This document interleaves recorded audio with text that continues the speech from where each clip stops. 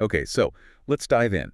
If you're listening to this deep dive, you likely have a pretty important date circled on your calendar. Sunday, February 15th. That's the one. You're the one standing up in front of the class, and the topic is the Lord's Day. Which, let's just be honest, can sometimes feel like you're walking straight into a trap. It really can. Yeah. You're talking about work and rest and worship in a culture that is just completely obsessed with productivity. Right. It's one of those topics where, everyone in the room is probably feeling a little bit guilty or maybe a little defensive before you even say a word. That is the exact challenge. Yeah, But yeah. our mission here for this deep dive is to help you flip that entire dynamic. Yep. We want to equip you to lead a lesson that gets away from a debate about rules, what you can and can't do on a Sunday, and moves toward a conversation about rhythm. Rhythm. That is such a better word than rules. It is. We're not just looking at a calendar. We're looking at the sanctification of time itself. And to do that, we're going to walk through the 3 key sources for your lesson: We've got Exodus 20, Romans 14, and Revelation 1. the law, the liberty, and the vision. That's a great way to frame it. And if you can thread that needle between those 3, you're not just teaching a lesson, you're really offering people a lifeline. So let's start where the lesson starts. The foundation. The law. Exodus 20. Remember the Sabbath day by keeping it holy. Most people know the words, but the context here is absolutely everything. If you don't set this scene for your students, they're just going to hear another rule. You have to transport them back. You have to put them in Egypt mentally. Before this moment at Sinai, the Israelites lived under Pharaoh. And the defining feature of Pharaoh's empire was that the work. It just never stopped. Right, there were no weekends in Egypt. None. Zero. The production quota was God. If you stopped making bricks, you died. So when God shows up and says, on the 7th day, you shall do no work, that isn't a restriction. It's a revolution. It's a radical, completely countercultural declaration of freedom. And that's such a crucial pivot for you to make, right at the start of the lesson. We tend to see the Sabbath as a have to. I have to go to church. I have to not do yard work. But for a slave, it's a get to. It's God saying, you are no longer a machine. We're a human being. You're a human being made in the image of a God who actually rests. And that's the other layer here in Exodus. The text explicitly links the Sabbath back to the creation story in Genesis. God worked for 6 days and rested on the 7th. Right.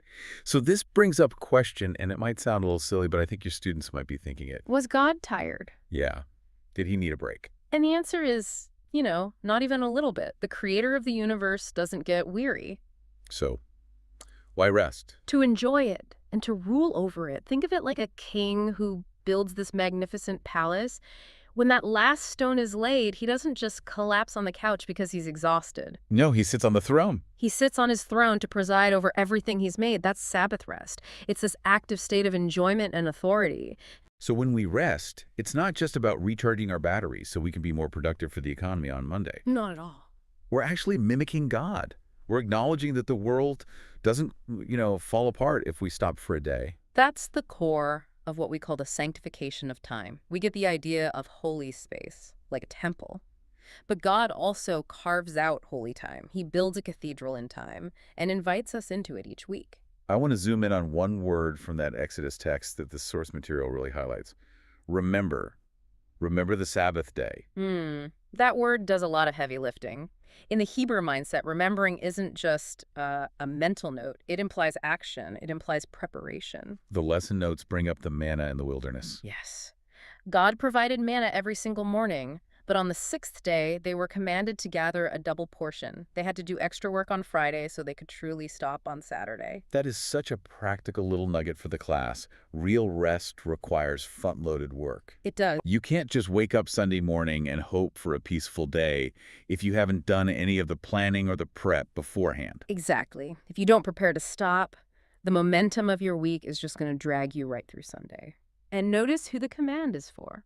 It's for you, your son, your daughter, your servants. Even your animals. Even the donkey gets a day off. Even the donkey. It's a communal rest.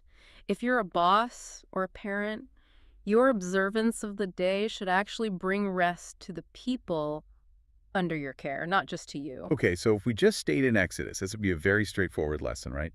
Keep the Sabbath, don't work, the end. It would be simple. But then we jump to the New Testament, to Romans 14, and the ground just completely shifts under our feet. It really does. We move from the clarity of Mount Sinai to the messiness of the church in Rome. So set that scene for us. What's going on in this church that makes Paul have to write this? Well, you've got a community that's basically split right down the middle. On one side, you have Jewish Christians. Right?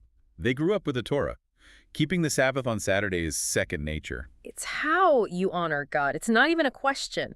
But on the other side, you have all these Gentile converts. Who are coming from pagan backgrounds where these days mean nothing. Nothing at all.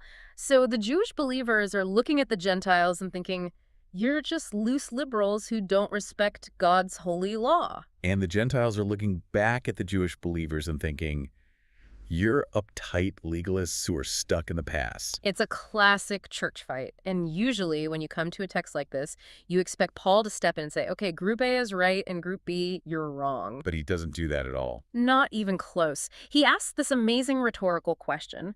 Who are you to judge someone else's servant? He totally reframes the argument. He moves it from command to conviction. He says, one person considers one day more sacred than another. Another considers every day alike. Each of them should be fully convinced in their own mind. That is a tough pill to swallow for people who really like black and white rules. It can be kind of terrifying. Because he's introducing this idea of Christian liberty. He calls these things disputable matters. He does. So how do we define that for the class?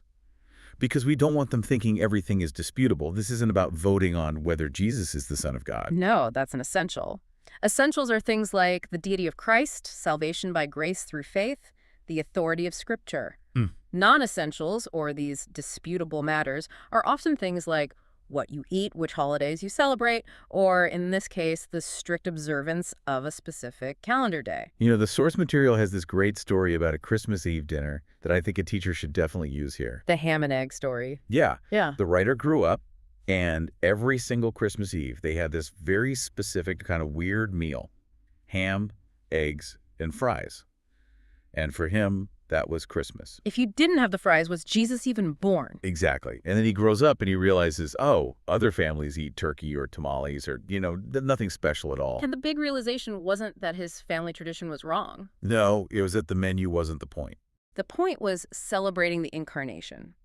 And Paul applies that exact same logic to the Sabbath. He says, if you observe the day, do it to the Lord. If you treat every day the same, do it to the Lord. The why is more important than the how. The why is everything. This leads to that classic phrase, and it's so helpful for teachers. Yeah. In essentials, unity. In non-essentials, liberty. In all things, charity. It's the golden rule for church conflict. If you can get your class to really grab hold of that, you've done your job. Okay, so we've got the law in Exodus, the liberty in Romans, and now we land on the vision in Revelation 1.10. This is where we see how the early church actually started to live all this out. John is in exile on the island of Patmos. He's isolated. It's a tough situation. A very tough situation. But the text says, I was in the Spirit on the Lord's day. And that's actually the only time that specific phrase, the Lord's Day, appears anywhere in the Bible. It is, and it marks a massive historical shift. The Jewish Sabbath was Saturday, the seventh day, which looked back to the completion of the old creation. But the early Christians, they started meeting on the first day of the week. On Sunday. Because that's the day the tomb was empty. They shifted their entire rhythm from celebrating the old creation to celebrating the new creation. The resurrection. The resurrection. And we even have records of this outside the Bible. The notes mention Pliny the Younger. Right, the Roman governor. Not a Christian.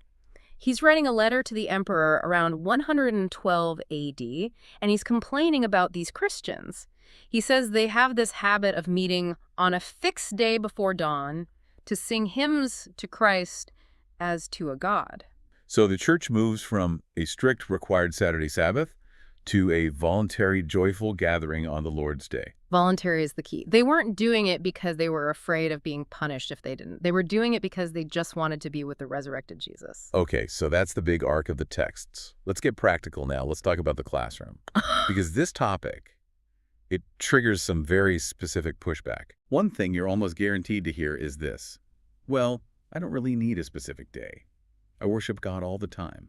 My whole life is worship. It sounds super spiritual, doesn't it? I'm so holy I don't need Sunday. But is it actually true for most people? Rarely. And the expert commentary here is so sharp on this. It points out that while Romans gives us the liberty to view every day alike, human nature requires rhythm. We're finite. We are finite.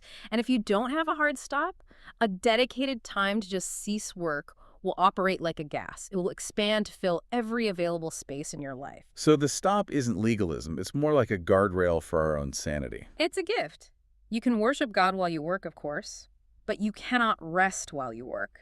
And our souls need rest. Now, what about the other side of it? The misunderstanding that Sabbath is just about a long list of rules. I can't watch football. I can't go to a restaurant. Yeah, that's the Pharisee trap. If your Lord's Day feels like a burden, you've completely missed the gift of freedom apart from Exodus. It's drudgery. It's drudgery. And you, the teacher, need to remind them. God is not a cosmic killjoy. He's a father. The whole point of the day is delight. So let's talk about sparking a real conversation. The notes suggest a few discussion questions. I like this one. In what ways do you set aside a day of the week for sacred use? That's a great question because it forces practical answers. And as the teacher, you should encourage small, honest answers. It doesn't have to be, spending 8 hours in silent prayer. Maybe it's just a family meal where all the phones are put away. Or a nap. A nap can be an incredibly holy act if it's done in reliance on God. Or taking a walk in nature. Let the class see how diverse sacred use can actually look. Here's a more vulnerable one the notes suggest. What barriers do you face when trying to rest? Oh, that's the money question. That's where the masks come off. What should a teacher expect to hear in response to that? Fear. A lot of fear. Fear that if I stop, I'll fall behind. Financial pressure. The addiction to being needed.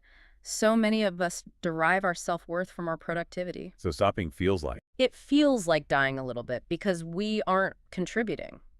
Which goes right back to that identity piece in Exodus. Your value is in who you are, not what you produce. Exactly. And that leads to this beautiful analogy in the source material about working in a vineyard in France. I think this is the perfect illustration to help tie work and rest together. This story really stuck with me. The writer talks about working the grape harvest. And it was just brutal, physical labor. Real work. Bruised hands, aching backs, sticky from grape juice all day. But then there was the dinner at night. A hot meal, some local wine, fellowship. And the big insight was that the rest felt so incredibly sweet because the work had been so hard. And the work was sustainable because you knew that rest was coming. They feed each other. Biblical rest requires biblical work.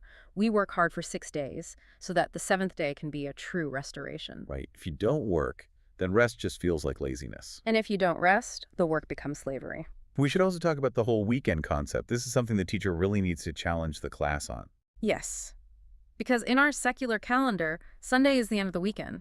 It's that last little gasp of freedom before the dread of Monday sets in. Sunday scaries. Exactly. But biblically, the Lord's Day is the first day of the week. It's the foundation. We don't work towards rest. We work from rest. That's a subtle shift, but it's huge. It changes everything. You align yourself with God first. You get your identity straight, your worship straight, and then you move into your week from that place of strength and purpose. Your week is powered by worship, not by panic. Okay, logistics. You've got, say, 45 minutes for this class.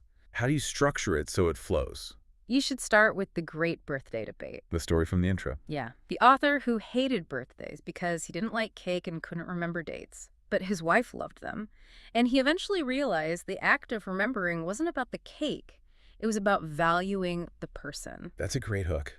Okay. It connects remembering the Sabbath to valuing God. It makes it relational, not just ritualistic. Then get them moving. Do that REST acronym activity. Divide the class into 4 groups, give them the letters R-E-S-T, have them brainstorm words that describe biblical rest. It wakes everybody up. Then you dive into the texts. But don't just lecture.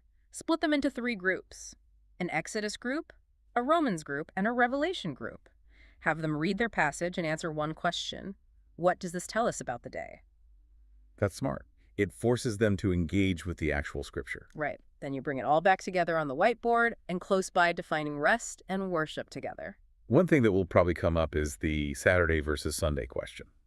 If a student asks, why don't we follow the 10 Commandments literally and worship on Saturday? What's the concise answer? Because there's always one. Right, there's always one. The concise answer is New Covenant. The Old Covenant Sabbath was about celebrating deliverance from slavery in Egypt. The New Covenant Lord's Day is about celebrating deliverance from sin and death. We are a resurrection people. So we meet on the day light broke into the tomb. Simple and powerful. And, just remember Romans 14. If someone in your class really feels convicted to rest on Saturday, you bless them. That is their liberty. But the corporate gathering of the church has historically been on the Lord's Day. So as we wrap this deep dive, what's the final word of encouragement for the teacher who's listening? They've got their notes, they've got their Bible. What do they need to hear? You are giving your class permission to stop. In our world, that is a rare and precious gift. You are helping them reclaim their time from what someone called the tyranny of the urgent. And remind them that it's not just about one day. No, that's the ultimate goal. The goal is that all our time belongs to God. Whether we're typing an email on a Tuesday or singing a hymn on a Sunday, we do it all to the Lord. All our time should be devoted to God. That's the takeaway. It's simple, but it's absolutely revolutionary. Well, thank you for walking us through this. It's a heavy topic, but it's a really beautiful one. It was my pleasure. I hope you get some rest yourself before Sunday comes. We'll see you in the next deep dive.